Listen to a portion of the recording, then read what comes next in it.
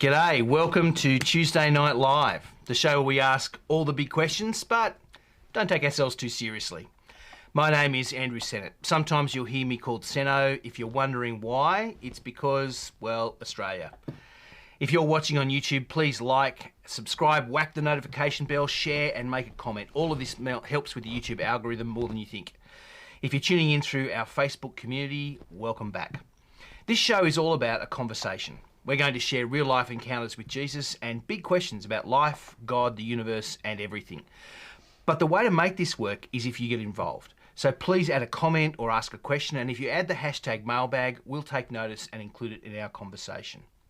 But enough of all that, let me introduce my co-host and conversation partner, Ryan. Hey, Ryan, how's it going? Good, thanks. How are you? Not too foul. What's up with you this week? Not much. I had a good weekend. I did something that I didn't think I'd ever have the opportunity to do. Really? This is like one of those bucket list moments, Yeah. is it? I got to watch a Star Wars original trilogy movie in the cinema. Wow. I was old enough to go to the cinema and watch them. Which one did you, when they originally came out? I got to watch Episode 5, The Empire Strikes Back. The Empire Strikes Back, okay. One of the best ones. Well, that's what some people say. It's the best of the 9 episodes. Yeah, yep, absolutely. Well, you can barely include the last 3, I think. See, that's funny because I would have barely included the first 3. Oh, they're up there in one of the best. So I so don't think so. But anyway, I'll fight about it. argument for another day. But what did you? We'll get off that before we do have an actual fight. What did you do anything on the weekend? Not on the weekend, but yesterday I drove my middle child to Newcastle to start a new life at university. So we packed a trailer and shifted all her gear up yesterday. Big moment. Yeah. So that was kind of a bit sad, a bit fun at the same time.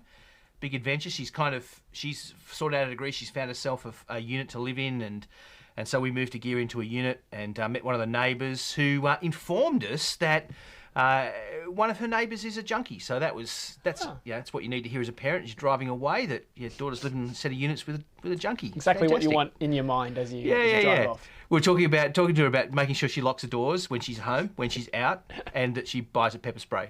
Yeah. Have a couple of locked doors, inside and out. Yeah. I'm sure it'll be fine. It's life in the big city, but yeah. True. Cool. Well, yeah. Enough of our problems. How about we get into the show?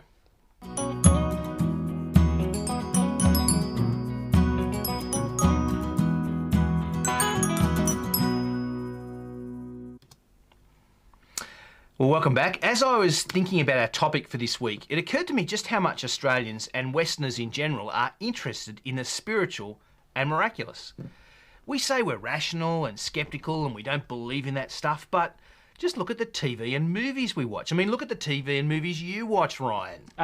Star Wars is great. And I would go further. I'd say we're actually, as a culture, we're obsessed with these kinds of shows. Oh, absolutely. It's the things we always talk about. Oh, it's unbelievable. You guys might have your favourite supernatural, miraculous, kind of wizardy TV show or movie, TV series or movies that you want to just chuck them in the comments. But there are just heaps. Like Supernatural was a huge one. There were so many girls that would not shut up about that show as I grew up. Oh. There was so much. My family and Vampire Diaries. Yeah, my family suffered. I suffered through the Vampire Diaries with a daughter and a wife watching that together. Oh, it was death. So bad. Oh, there are good ones though. Things like Buffy. That was a good show. Yeah. Touched by an Angel. Yeah. Harry Potter is pretty good. The quintessential magic movie. Everyone loves Harry Potter. Yeah. Everyone loves Harry Potter. Shazam. Yeah. Shazam was weird spirits from somewhere. Yeah. Lord of the Rings, it's more magic stuff and all that fantasy kind of side of things. Yeah, I love the Lord of the Rings. Ghost Whisperer. Ghostbusters. Ghostbusters, yes. Yeah. And all that stuff I grew up with. The Narnia books, which are magical lands and magical beings. Yep. And when I was a really little kid, things you won't remember from the last century, Bewitched and I Dream of Ginny. They were basically at the same time they were on different networks and they were the big shows that competing against each other. Bewitched about a witch who married a guy who didn't know he was a witch when he married her, and so it's all the wacky zany hijinks that happens there. Is that the one with the talking cat? No. Which one's that one? I don't know. I don't know. That's Sabrina the Teenage Witch, that's isn't the it? one. Yeah, Sabrina. But I Dream of Jenny was about an astronaut who actually, when he came back to Earth, he landed on this desert island and found a lamp and rubbed it, and a genie came out. And so it's all about the wacky zany hijinks that happen there with his own personal genie. So, magic, magic, magic. Yeah, even like the Avengers have people who are just straight up magical. Yeah. Doctor, what's his name? Strange. Doctor Strange, yeah. Yeah, and the Scarlet Thingo. Scarlet Witch, yeah. Yeah, they are just, there's no scientific explanation for them. Yeah. They're just straight up magical sorcerers. The Mummy. Yeah, that was a weird movie. And even everyone's favourite romantic movie, The Princess Bride, has Miracle Max. I reckon. Most quotable movie of all time. Yeah, absolutely. We are just absolutely fascinated. And I feel like the more sceptical we've got as a society, the more we get into this stuff. Yeah, which is weird, right? Because you would think if we become more rational, we become more interested in other things that are rational. Yeah. But it's gone the other way. But it's gone exactly the opposite way. And you see it in your favourite movies, the Star Wars movies. Yeah, because we have the Force. Yeah. But in episode 1, when we introduced midichlorians, George Lucas introduced midichlorians, stupid fan base weird... hated it. They didn't want a scientific explanation. No, I wanted the Force to be magic. Yeah, I want to just, that thing, the energy that binds us and surrounds us. And Force ghosts. That was so awesome. Yeah. Don't explain that in science. You can't explain that with mitochondria things. Bloody whatever they are. So, and I think that's true in all of those things, Avengers and Justice League and all that sort of stuff. There's just so much of magic and the miraculous. It just raises that question for us, why are we in the rational, material, secular atheist West so fascinated with the supernatural? Even as we lose our belief in God, it seems like we have to invent gods to replace God. Yeah, it's kind of like God's the girlfriend that we can't quite get over. Yeah, that's right. Yeah, because life's gotten boring or bland, maybe. Yeah, I think that's true. I wonder if that's true, actually. When you take God out of the picture, life, the colour drains out of life. And we kind of feel like we need to escape into fantasy where the gods we no longer believe in can still exist, and they give us a sense of purpose and hope and meaning and kind of that we can do things and change things and be better and have a better world and all that sort of stuff. I don't know. It's one of those strange phenomena. Maybe someone will write a PhD one day to explain it. Maybe one day. I'll keep a lookout in some university articles for you. Yeah. But if you haven't, if you've missed it entirely, our topic tonight is Jesus and the supernatural, and it's time for story time with Amelia.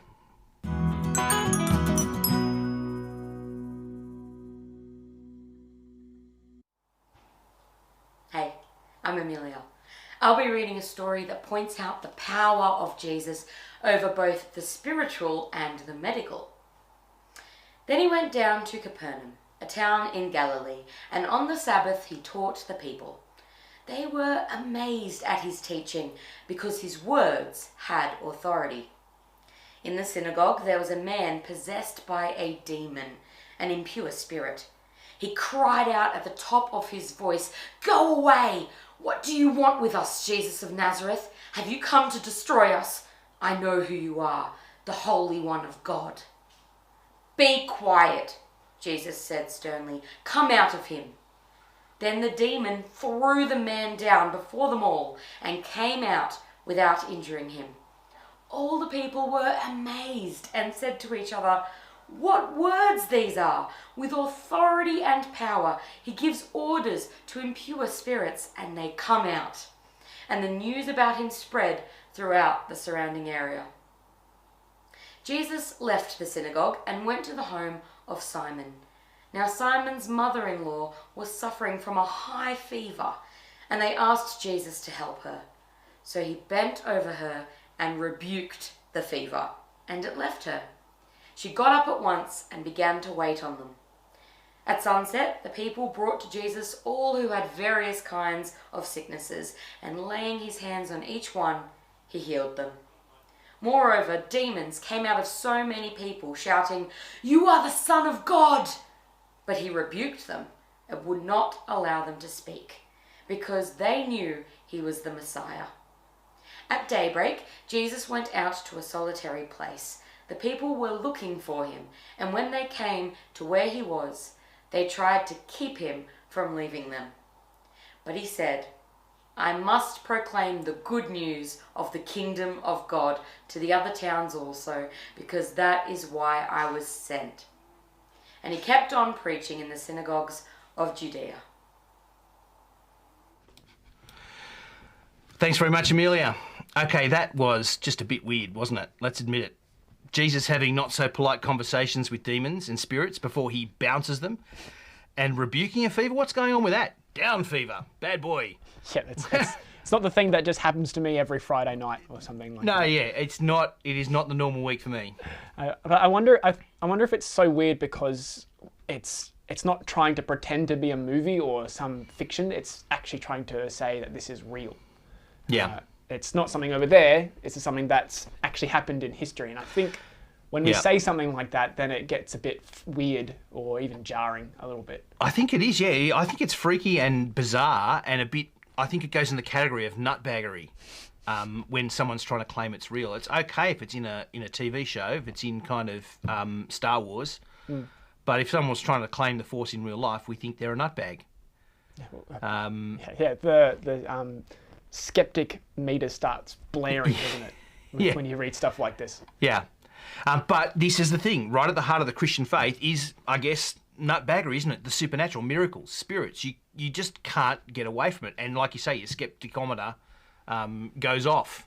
Yeah, that's right. But not everyone doesn't believe in miracles, right? Yeah, I think that's true. I think, and I don't want to assume that just because you're not a believer that you're a skeptic about miracles and spirits. You may well believe in ghosts.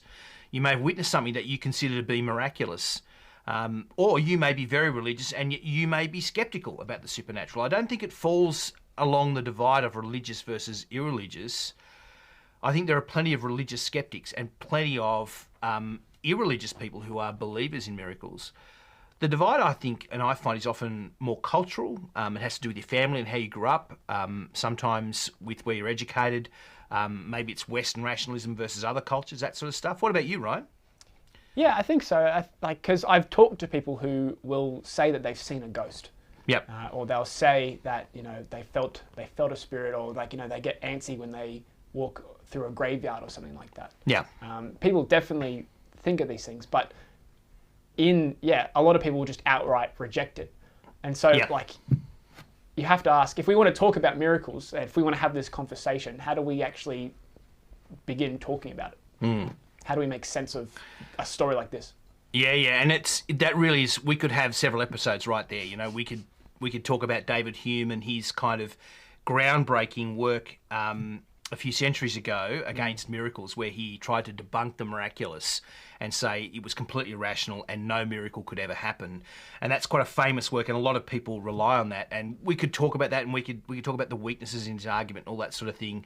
But most of us, we're not really there. That's not really where we're at, is it? Yeah, it's not really a philosophical thing that we want to talk about. No, I think that's true. And I think for a lot of us, it actually comes down to a much simpler question. And that's really what I want to put. So I'm not going to make an argument now, but I'm really going to, in a sense, pose a question. And I think if you believe that there is a God who created the universe, okay, if you believe that there is a God who made this thing, then I think it's completely reasonable to believe that this God could act in the universe in unexpected ways. If so Christians believe in a God, obviously, who didn't just create the universe, but did that in a personal way. He's involved in his creation. He keeps it going. And so it's not just the miracles where God is involved. Christians would say God's involved everywhere in all of creation, in the entire universe. God keeps it all going, and God's the reason it goes. But for Christian people, then it's not a big stretch to believe that God could actually act outside of what we would call the laws of nature. Yeah, I think that's true for most people that would say that even if they don't believe in the Christian God, they believe that there's something out there. Yes, most. It's actually interesting that a lot of people believe that this had to have been made. It's not unreasonable, and usually in surveys, even in secular countries like Australia, there's quite a large amount of belief in a creator of some kind. Yeah. Yeah. So when it comes to miracles, then like if you are already on board, or at least somewhat on board, it should just come down to what we were talking about last week and about the reliability of the person telling you. Well, that's right. How do you assess the evidence for it? How do you work that out? And so I think that's true. We'll get around to that. How do you assess that? I guess in a minute, and how most of us come at it.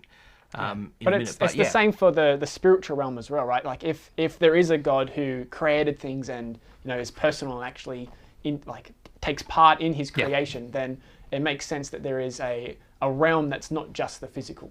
Yeah, well, I guess God Himself, isn't He? He's we would say, to use sci-fi language, non-corporeal. He's not made of stuff.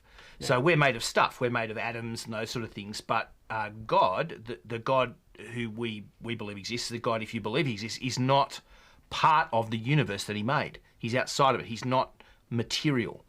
And so, yes, there has to be a spiritual realm by definition because God exists. I want to try something out of you, though. I think there's another kind of thing to say there. I think because I believe that I exist. I believe that Seno, Andrew, is real. I use my personal name. I say I and me. And what I'm talking about there is not the bag of chemicals walking around simply, but the thoughts I have, the emotions I have. I believe that my personality is real. It's not fake. It's not just a thing cloaking these chemicals. I believe that my love and my hate is real. I believe that who I am is real and not just chemical. And if I'm saying that, I'm saying that there is a spiritual reality to me. There's a non-material reality to me. It's tied to the physical, but it's not the same as the physical. And so I guess what I'm trying to say is my love for my family, my love for my friends, my children, is not simply a chemical process.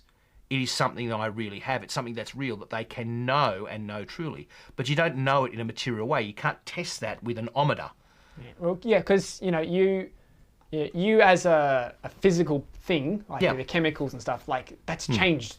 Like 5 years ago, it was completely different, right? Yeah. But you're still you. Yeah. You may have changed. You may have changed in the way you think about things, but you aren't not Seno. Yeah. That's right. Yeah. To who you are now. Yeah. So, and when I say I love the Bulldogs Rugby League Club, I'm not. That's not just a material thing. That's a real thing. That love. That's lasted, even though they almost won the wooden spoon last year. And I think so. If you believe that, it's not so difficult to think that there is a spiritual reality to the universe itself. That there are spiritual beings or spiritual forces at work in the world. Lots of reasonable people think this. Yeah, we're not alone in this idea.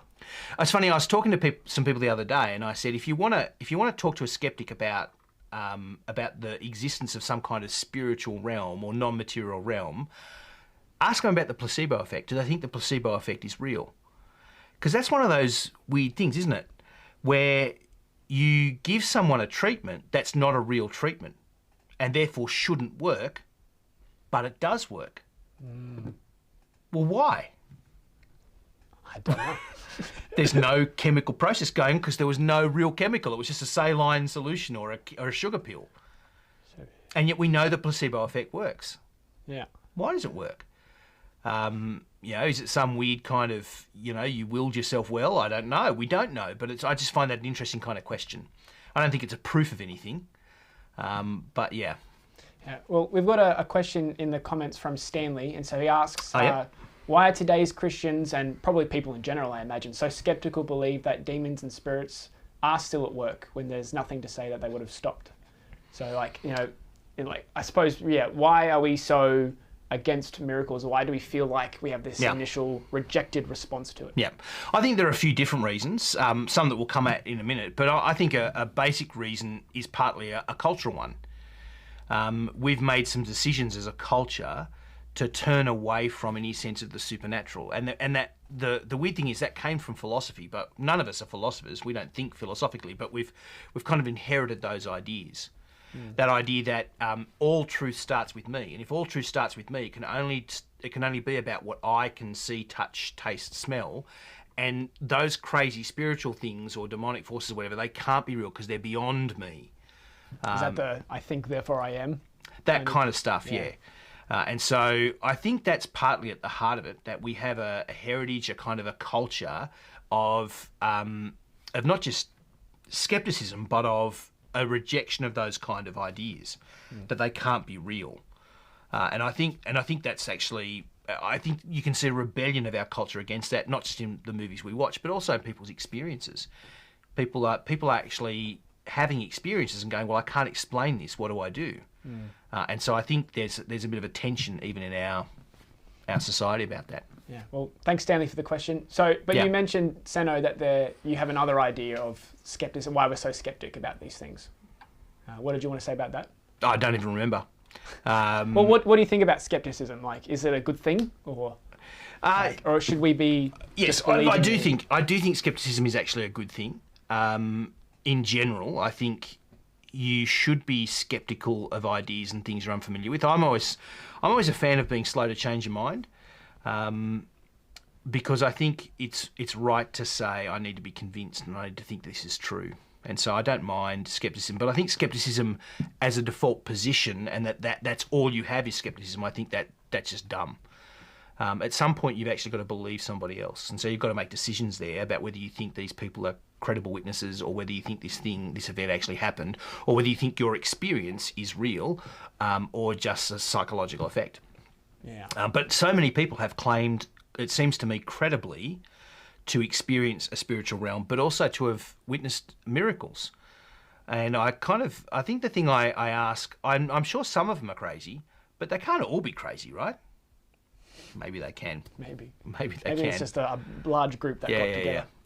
And so I guess, look, what I want to say is I'm not trying to win an argument with you here and now about this. I want to raise the question in your mind, to have a conversation, not a debate. So feel free to comment or question again and use the hashtag mailbag. But we're going to move on. Yeah. So why do you think then we, maybe either individually or as a society, why do you think we just stubbornly refuse to believe that miracles, it could even like the possibility of it existing? Why do we just not try it? Why do we just stop the conversation dead there? Yeah. Well, I think that is a stubborn kind of skepticism, which I think is a refusal to think or consider. And I don't think that's very healthy. But why do we do it? Why do we have this unhealthy skepticism? I wonder, I don't know really, but I wonder if it's because if these things are real, if we acknowledge that this thing actually happened, that would be genuinely frightening and it would take control away from us. I mean, you think about, let me go back to the Marvel films and post-Avengers. Look at Iron Man 3 and what's going on with Tony Stark, and in the Age of Ultron movie, Tony Stark is absolutely psyched out. He's not only got PTSD, but he is freaked out because all of a sudden these kind of weird creatures that he never thought could exist. And I think it's similar with us and miracles. I think if we actually acknowledge that thing actually happened, that's scary. That's frightening because all of a sudden I'm not in control of that. I can't control if something happened that's out of my realm of experience, out of even my ability to kind of affect. If it's supernatural, then I'm not in control anymore. And if I'm not in control, I think that's frightening. And so is it just easier to, if we say it doesn't exist, because that means we don't have to start panicking? Yeah, I think that's true for me. I like control, and I'm a natural rationalist, and I like to rationalise things away. Well, I think we all like being in control. I think last year showed us that whenever we feel like we're not in control, we're going to panic buy toilet paper. Right? Well, it's nice to know what we should do now. Like, I think that's the great thing about the last 12 months is we now know what to do when things go wrong. It's buy toilet paper. Well, that's what we shouldn't do. We should just keep it all, stacked and ration it. We should have bought that toilet paper years ago. We should have had a toilet paper shed in the backyard so we didn't need to panic buy it. Well, we should have had a bunker as well. Yeah. Have it all in there, with our canned food. Well, it's I saw an episode of a QI show, just a quiz show, a comedy quiz show, but they talked about how one of the toilet roll manufacturers talked about reducing the diameter of the cardboard roll inside the toilet roll by 11 millimetres. If you reduce the diameter by just 11 millimetres, right? Yeah. If you do that, you can reduce the number of toilet rolls by some massive number per lorry, or they reduce like 4,000 lorry loads of toilet paper per year. How much is a lorry load? Sorry. A truckload, a semi-trailer. Right. Sorry, it was an English word, lorry. La-di-da. So... Yes, toilet paper. Anyway, I don't know how we got there, but well, let's try and bring it back. We're here because we want to talk about this strange story that we just read about Jesus. because it's just full of weird stuff, as we said. Yep. How does he fit into this conversation? Yeah. So let's make that transition from considering the whole idea into what these things might mean. And so what we're going to do now is we're going to make the assumption that you can be generous enough to go, well, let's think about what it might mean if it were true. So let's just start with that. And I think the first thing it means is that Jesus is making a very specific claim about himself. Lots of people think they can have just their own version of Jesus, the kind teacher who shows us how to live a good life, that sort of thing. But you can only do that. You can only have your own version of Jesus if you ignore the real Jesus, the Jesus we actually meet in these biographies, the Jesus these people actually met and experienced. So we want to know who the real Jesus really is. Yeah, you have to actually come at these claims. You can't go, I think Jesus is a nice guy and that stuff's just some stuff people made up. This is who he claimed to be. This is who he said he was. And so you actually got to come at him and go, okay, I think Jesus is actually a loon. Or not. I think he's actually a liar or not. I think Jesus is who he claims to be. Yeah, so at the very least, if you're going to reject Jesus, we might as well reject the real one. Yeah, that's right. Yeah. So, we don't want to shine you on this show. We don't want to sell you some fluffy pop culture version of religion or Jesus that just likes the way we roll, who just agrees with everything we agree with. Yes, I think if you're going to reject the Jesus, you might as well, So what is Jesus trying to claim about himself? Yeah.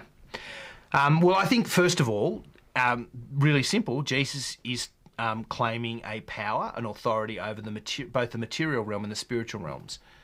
So the material realm in the sense of people's illness and disease, he rebukes the fever. He is in control. That was Simon's mother-in-law. Yeah, right? The material realm.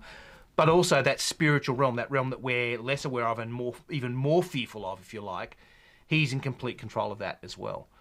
And this narrative is just so simple and complete. Jesus has total power.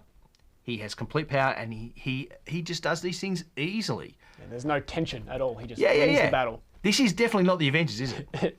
No, you have to lose first in the movies. Oh man, the Avengers, they only just win scrapping at the end against foes who are stronger than him, whereas Jesus, it's effortless. Yeah, and he wants to help too. He wants to do these things, not like Princess Bride, Miracle Max, right? Yeah. Oh, what a guy. He hasn't worked up a sweat to do these things. Yes, that's right. Yes, Miracle Max. What can you give me? Can you give me a good enough reason that I can give you a miracle? Yeah, and even then he doesn't really believe it. To believe. Will it work? Oh, it'll take a miracle. Yeah, so I feel like there's pop culture references there. So. Jesus is the classic hero. Maybe we should move from my shirt to yours, though, because you've got that classic superhero shirt for Jesus, haven't you? Yeah, I sure do.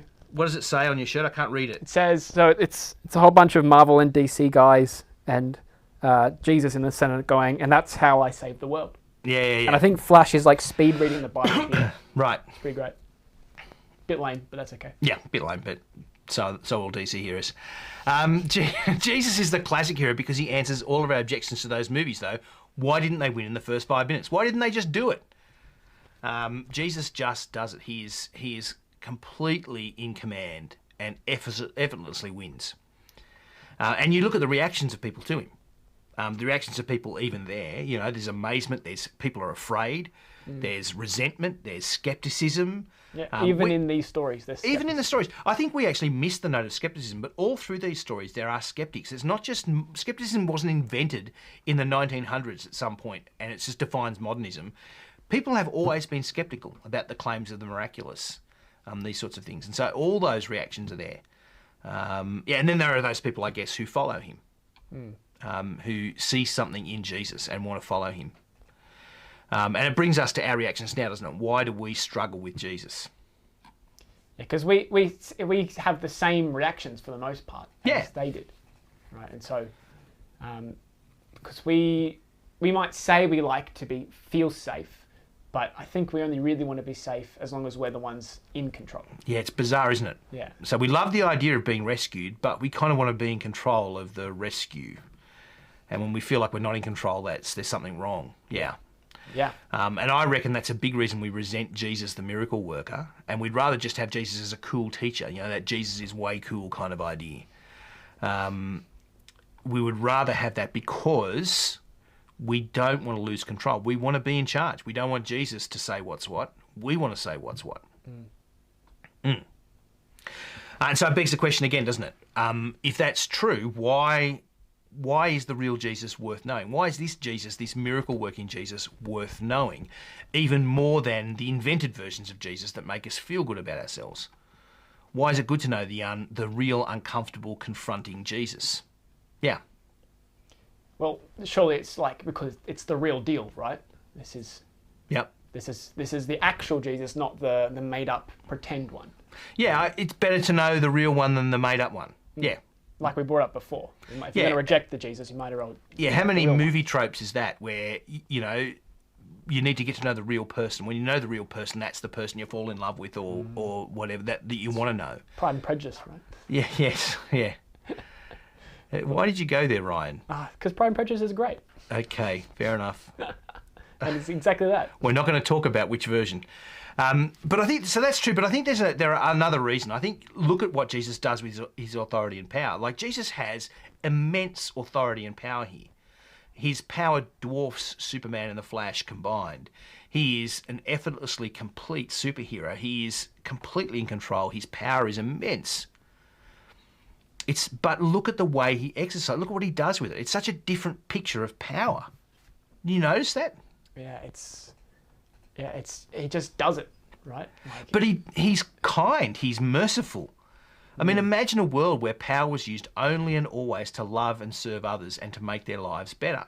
That's what we like to dream of our superheroes, but what happened? You know, let's go to DC world, Batman versus Superman. What was the genesis of that movie? That Batman's friends were killed when Superman saved the world. He wasn't quite powerful enough. He's not, you save the world, but there's collateral damage. They can't do the perfect job. They're flawed, and they're selfish, and they're incomplete and imperfect.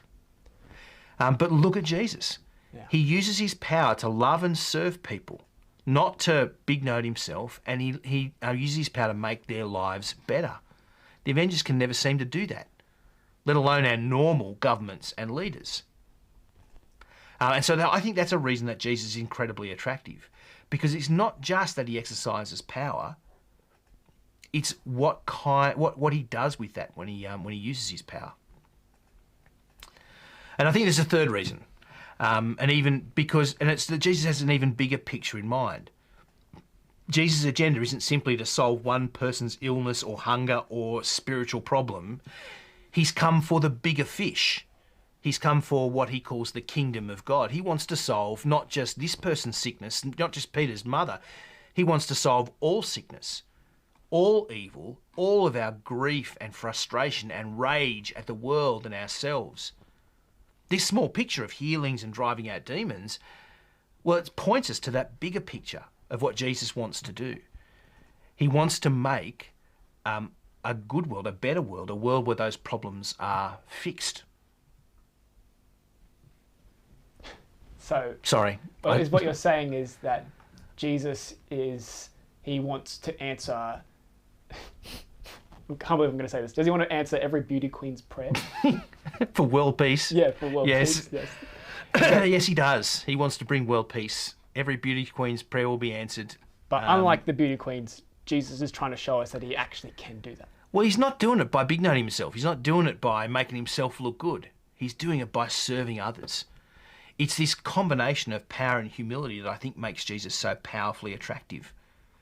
Okay, if he was just powerful for his own sake, he would be genuinely frightening. There's nothing more frightening than someone who is a hulking brute who you don't know what they're going to do, is there? I mean, if there is a being, if you've got the Hulk standing right next to you, he is incredibly frightening. You're not thinking, because you don't know what he's going to do. You don't know if he's on your side or not. Okay, so the fact that Jesus uses his power humbly to serve others, to serve our good, is an incredibly attractive thing. Anyway, I think that they're the kind of, there's my reasoning for what we get from Jesus, the miracle worker. It's time now, though, for our toilet break. This is a regular segment each week. We realise we've been going on for a while. We want to give you a chance to go to the loo or get a drink or adjust the cushions on the lounge. So we're going to go to a toilet break. This week, it's time for the Pigeon Patrol.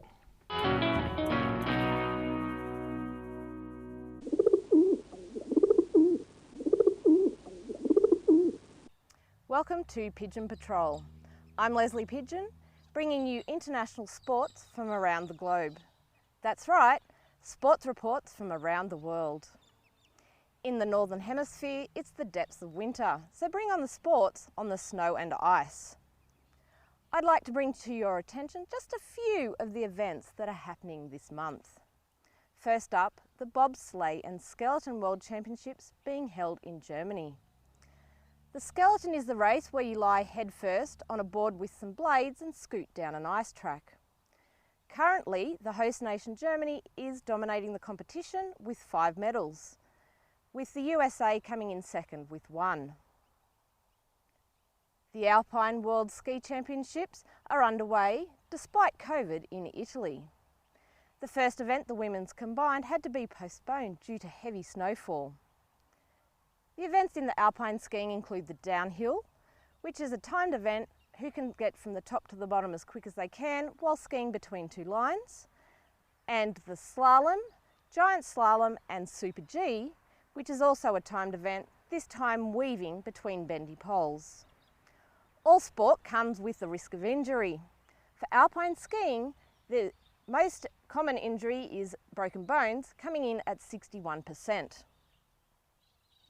Extreme ironing champions are busy at home practicing while COVID delays their World Championship hopes. The Nordic Junior World Championships are in Finland. Events include cross-country skiing and ski jumping, and a combined event. In ski jumping, the aim is to who can get the longest jump off a big long ramp, but you also get points for style. The Biathlon World Championships are on in Slovenia. This event combines cross-country skiing with rifle shooting, so you need speed and precision to win this one.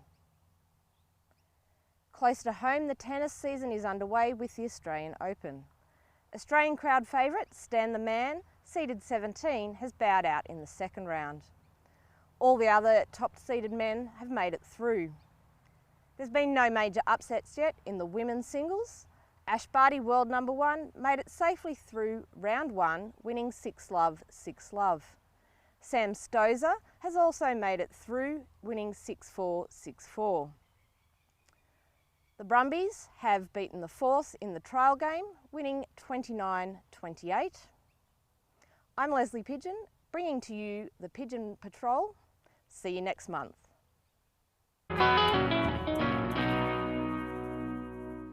All right, quick disclaimer for the sports report. The results were all correct at the time of filming. Hey, Ryan. Yeah. Does anyone even iron anymore? I mean, seriously? Extreme ironing? I haven't ironed something since 1987. I'm pretty sure the answer is yes. Oh, come off it. Surely. I mean, I had to iron for my job. The iron is a completely redundant appliance. You don't have to iron for this job, do you? Not You're for this. wearing an Avengers t-shirt. It's true. It's true. It's not even my shirt. Not anymore. Ironing. Come on. I mean, what do you just grab it from out of the wardrobe, do you? Pretty much, yeah, or off the floor. I prefer the Jack Reacher method of ironing, which is, you fold your clothes up and put them under your mattress, and in the morning they're ironed. What do you do when, you have to... You have to get dressed up in in an actual proper suit. Do you iron? Oh yeah. Those Then clothes? I do this. I go no. No. Yeah, I think I have used an iron maybe once or twice for weddings and funerals. I think there's your answer. Hey, speaking of answers, it's time to move on to the next segment. Sure. We've got Mailbag, the place where we have a go at taking your questions and trying to answer them, or at best, at least responding to them. Loads of questions today. There are, but if you have still got more questions, just know that it's not too late. You can still ask them, or you can even reply to something that we've said to try and further that discussion a bit more. Just make sure you use the hashtag mailbag so it's easy to find. And if we don't get to your question, we will try and answer it later on in the week. But let's get our first question up. We've got Kyle, who asked the question, do miracles still occur? That's a really good question. And I think the answer has to be most likely yes. I don't think that there's an end point on those things, and I think people still claim the experience, and you've just got to assess it whether you think it's true or not. I do think there's lots of fake miracles, but that's that's always been true. People have always claimed things for different reasons, either for personal profit or to big note themselves or to make themselves seem impressive. And so there's always been skepticism about the miraculous, and that's as true in the Bible as it is today. And so I think there's still plenty of reason to be skeptical about them. But I think there are claims of the miraculous that seem to be true. And so I would say, yeah. Yeah, I'd have to agree. Kyle asks another question. Should we believe those who claim things were a miracle in our world today? Similar kind of what you're talking about. Good question, Kyle. My short answer is no. You are under no obligation to believe someone who claims a miracle today, but you may actually want to ask for the evidence. And if there's no evidence really to assess it, it's just I saw this thing. Well, you're free to do whatever you want there. You're free to shrug your shoulders and go, okay. Take it or leave it. You can take it or leave it. I don't think you have to believe someone just because they tell you something. Yeah, that makes sense. All right, next question. This one's from Kelly. And if there is God and an afterlife, where did demons go? So we read demons in the story. Is paranormal activity real? And can I get possessed? So two good questions. How do we understand demons? Yeah, I'm looking down here so I can see the question. But great questions, Kelly. Demons haven't gone anywhere in a sense. They're still, I guess, around. But they are opposed to God. They're opposed to Jesus. And the Bible talks about them being defeated by him. And the big place where Jesus achieves the defeat of the demonic is the cross, at his death. In the Bible, Jesus talks about defeating the big man, defeating Satan, as he goes to the cross. And so the death of Jesus, why is that the defeat of the evil forces, the evil spiritual forces? Because at the cross, Jesus defeats everything that defeats us. He defeats sin and death. And those are if you like, are the power of the evil spirits. So just answer this question for me. How are we actually meant to think about demons? Are they the the bad versions of angels? I feel like you get Casper the Friendly Ghost and you just put a couple of horns on him and give him a really bad expression. I think you think of them as spiritual forces. That's how the Bible speaks of them. Okay. And so they won't have horns, they won't make heads spin around and vomit, projectile vomit, generally speaking. It's not like the Exorcist movies. In general, spirits are influences. And the major influence that the evil spirits have is to tell lies. And so evil spirits is not, generally speaking, about some kind of miraculous thing, although they do seem to have some influence over some people. It's fairly rare. And so another question, I'm not sure if this is what someone was driving at with their question earlier. I wouldn't generally expect to see a lot of miracles. Think about if you lived at the same time as Jesus, okay? Think about if you lived in those years where he was walking around and doing his miracles. How many miracles would you have seen? Well, how many people in Palestine, right, saw the miracles of Jesus? Well, a few hundred, maybe a couple of thousand out of a population of how many? Hundreds of thousands. So less than maybe 1% of the population actually ever witnessed anything that Jesus did, his miracles, when they happened. Only a small number of people were actually there. Everyone else had to listen to the stories and they could either choose to believe them or not. And there was plenty of skepticism. What about people who lived outside of Palestine though? People in Greece and Rome, in Europe, in China, in Africa. They didn't witness any of these miracles. Okay, so relatively few people ever witnessed a miracle when it happened. We tend to think, everyone must have seen it, but hardly anyone saw them. You're always relying on people witnessing them afterwards. And so very few people see miracles. Miracles are fairly rare in the world. We tend to look at books like the Bible and go, miracles happened all the time. They're a dime a dozen. They weren't. They're rare even in the Bible. Okay, the miraculous is rare even in the Bible. And over thousands of years, there's not that many. And so for most people who lived at that time, they would live their whole lives and never see anything miraculous. And so we go, well, would it be, should I expect miracles to happen? And you should expect that miracles can happen, but you shouldn't just expect that you will witness a miracle or a miracle will happen to you. Okay, in the sense of something supernatural. Okay, you may think of your experience of your relationship with God as a miraculous thing. I'm not trying to deny that. I think your religious experience is something miraculous, but I mean in the category of, walking on water or, sun standing still, those sorts of things. You shouldn't expect to witness those things in your lifetime.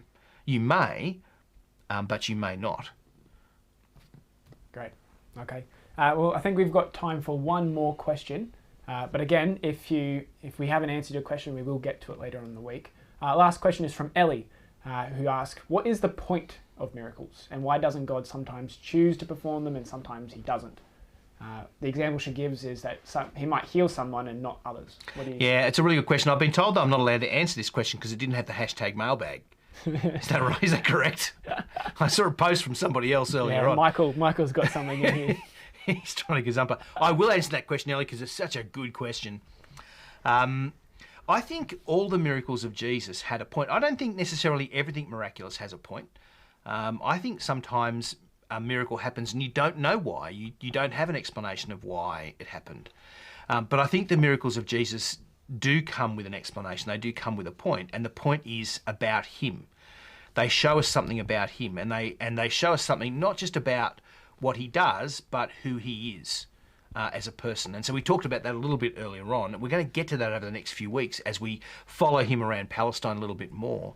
But we learn about not just Jesus' power, but his character and who he is and what he's come to do, that he's come to love and serve other people. And so I think the miracles of Jesus do have a point like that. And I can't remember the second part of the question because it's disappeared off my screen. So, now I've disappeared off my screen. I'm a ghost. Woo! Just trying to do it. There we are. So how come sometimes God does choose to heal Yep. and sometimes doesn't? Or perform miracles? I can't tell you the answer to that question. I think that I don't have the mind of God. And I can't tell you why God would choose to heal one person and not another, but that's certainly what happens. I think for Jesus, it's partly about compassion and partly about circumstance. These are the people that are in front of him, and so you see him, what does he do? He heals all those who come to him. He heals Simon's mother-in-law because she's there. And we're going to meet people like this over the next few weeks who have their encounters with Jesus. And so I think partly it's just these are the people that are there in front of him. But he wants to bring some kind of a blessing to everyone. He wants to do a miracle for everyone. And these little things point to the big thing. And so the central miracle at the heart of the Christian faith is the resurrection of Jesus from the dead. It's why, in essence, really, quibbling over whether Jesus drove out a demon here or healed someone of their viral sickness is, in a sense, small fry. It's not really the big picture. The big picture is Jesus is risen from the dead. That's a central Christian proclamation. And because he's risen from the dead, he holds the power of life and death. He is the one who can bring us resurrection too and bring us to wholeness and completeness. And that's his promise. And so those little miracles, if you like, point us to the big miracle, which is the death and resurrection of Jesus for us. That's what Christianity's been about for 2,000 years, despite, I guess, what we all like to think it's about in our own ways. It has been about the fact that Jesus has come to bring transformation, to bring wholeness and completeness, to bring a new world. A world where death and disease and these evil things are no longer around. Yeah. Great. I think that's the last question that we've got time for today. I would do again, I'll say it again, I want to remind everyone that if you have asked a question and we didn't get to you, we're sorry. We will try and get to you in this week, I believe. We'll see what we can do. Yeah. We're so glad you joined us tonight. Please remember to like, subscribe, click the notifications for the YouTube channel. It really does make a difference. And keep the questions and comments coming with the hashtag mailbag. Have a great week. See you next Tuesday night. See you later.